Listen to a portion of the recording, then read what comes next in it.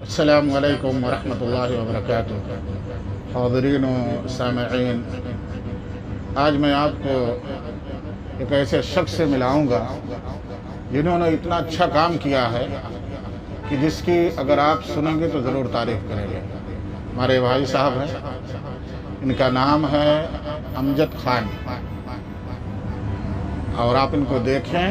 ان کی ایک فاؤنڈیشن بھی ہے جس کا نام کیا ہے، APJ عبدالکلام، جس کو آپ دیکھ سکتے ہیں، جس کے ذریعے سے وہ غریبوں کی مدد کرتے ہیں۔ لاک ڈاؤن میں بہت سارے ایسے گھرانے تھے، خاندان تھے جن کے پاس کھانے کی کمی تھی، تو اس کو بھی انہوں نے، ان کے فاؤنڈیشن والوں نے مل کر کے پورا کیا ہے۔ اور یہی چیز ان کو مجھے بہت پسند آئی کہ جو ان کے دل میں جنتا کی سیوا اور سوشل ورک کا جذبہ ہے، اسی چیز نے مجھے ان کی طرف کھینچا۔ یہ میرے بارے میں معلومات کر رہے تھے، اس لیے میں نے ان کے بارے میں بھی معلومات حاصل کر لی۔ تو جو بڑی اچھی بات پتہ چلی ہمارے امجد خان صاحب سے، تو وہ یہ ہے کہ ہمارے امجد بھائی ایسے ہیں جن کے والد کا انتقال ہو چکا ہے۔ آپ دیکھ سکتے ہیں ہمارے امجد صاحب ہیں، آپ ان کو بڑے میں چھوٹے میں آپ دیکھ سکتے ہیں۔ ان کے والد کا انتقال ہو گیا ہے۔ آپ کے والد کا انتقال ہوا تو ان کی عمر کتنی تھی؟ میرے امی کی عمر تھی 50، ابو کی تھی 55۔ جب ان کے امی کا انتقال ہوا تو ان کے ابو کی عمر 55 سال تھی۔ تو آپ سنیں گے، آپ کو تعجب ہوگا کہ انہوں نے اپنے ابو کی شادی کرائی، بیٹے نے اپنے باپ کی شادی کرائی۔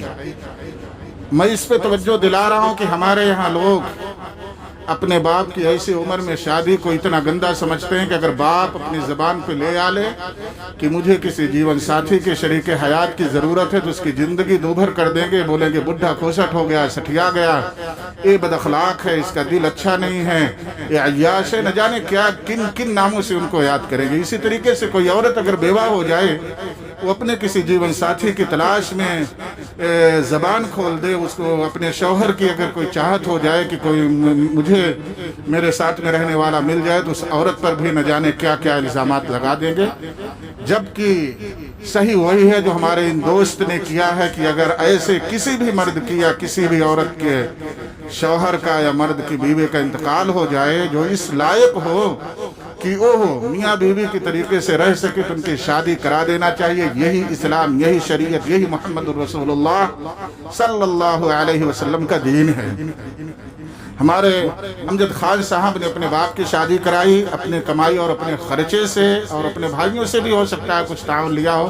کچھ لیے تھے اپنے بھائیوں سے تعاون؟ بھائیوں سے تو کچھ نہیں لیا، میں اپنے سے خود کیا۔ انہوں نے اپنے کمائی سے اپنے باپ کی شادی کرائی۔ اور ہمارے یہاں جو شادی نہیں کراتے ہیں، ایک غلط چلن جو موجود ہے، ایک جوان عورت پوری زندگی ایک دو بچوں کو لے کے بیٹھی رہ جاتی ہے، بولیں گے بچہ جوان ہو جائے گا، تیرا سہارا بن جائے گا۔ کم وقتوں میں آپ کو یہ توجہ دلانا چاہتا ہوں کہ ایک عورت کا سہارا جوان ہو کے بچہ بن سکتا ہے، اس کی کون سی گارنٹی ہے؟ اور دوسری، جو ایک شوہر اپنے بیوی کو، اس عورت کو سکون دے سکتا ہے، کیا وہ بیٹا دے سکتا ہے؟ یا کسی مرد کی عورت کا انتقال ہو گیا تو کیا بیٹے اور بہو اس کو وہ سکون دے سکتے ہیں جو ایک عورت اس کو دے دے گی؟ ایک کچھ بھی نہیں ہے۔ سچ یہی ہے کہ تمہارے دلوں میں صرف پراپرٹی اور دولت کی لالچ ہوتی ہے، جس کے بنا پر تم اس مرد کی یا اس عورت کی شادی نہیں ہونے دیتے کہ دوسری ماں آئے گی یا دوسرا کوئی جو آئے گا تو حصے میں پراپرٹی میں حصہ بٹا لے گا، اس کا حصہ مل جائے گا۔ میں امجد خان صاحب سے پوچھتا ہوں کہ جب آپ نے اپنے، اور آپ یہ بھی جان لیں کہ امجد صاحب نے شادی کرائی، ان کے باپ کو اس وقت ایک بیٹا اور ایک بیٹی، دوسری عورت سے، ان کی دوسری ماں سے ایک بیٹا اور ایک بیٹی بھی ہے۔ میں ان سے پوچھنا چاہوں گا کہ کیا آپ کے دل میں کبھی یہ بات نہیں آئی کہ میرے ابو کی پراپرٹی میں وہ حصے دار بنے گا؟ نہیں آئی تو تھی، لیکن وہ بھی حقدار ہے، اس کا، اس کو بھی تو دینا چاہیے، وہ بھی تو میرا بھائی ہے۔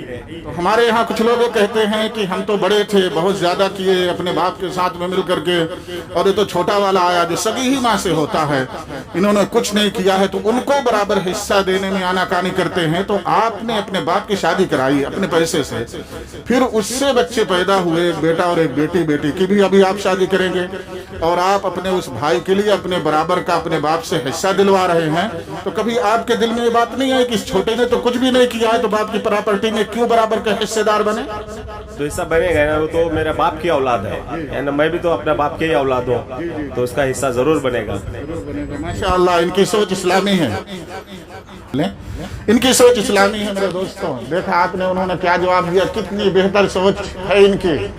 उन्होंने क्या जवाब दिया कि हमारे बाप ने, वो हमारी बाप की औलाद है इसलिए उसका उसमें हिस्सा है, और हम हमारे यहाँ, मैं अपने यहाँ के फुर्सतों को तवज्जो दिलाना चाहूँगा जो इस किस्म की सोच रखते हैं, अपने भाइयों को हिस्सा देना नहीं चाहते हैं इस बिना पर कि उनका कहना है कि बड़े लोग ज़्यादा किए होते हैं, छोटे लोग नहीं किए रहते हैं। आपके सामने हमारे अमजद साहब जो एक इंटेलिजेंस है, एक अच्छे आदमी हैं, एक नेक आदमी हैं, वो एक दलील है आपके सामने कि उन्होंने अपने माँ से पैदा होने वाली, दूसरी माँ से पैदा होने वाली औलाद को अपने बराबर हिस्सा दिलवाया है।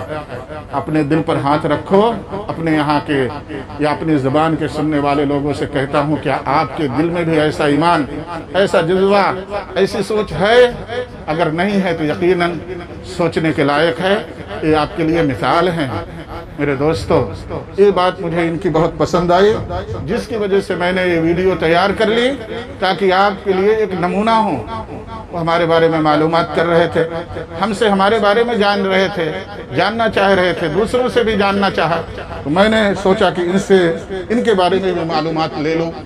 तो जो मालूमात लिए, दूसरी बात से इनका एक फाउंडेशन है जिसके ज़रिए से गरीबों की मदद करते हैं, जनता की सेवा करते हैं।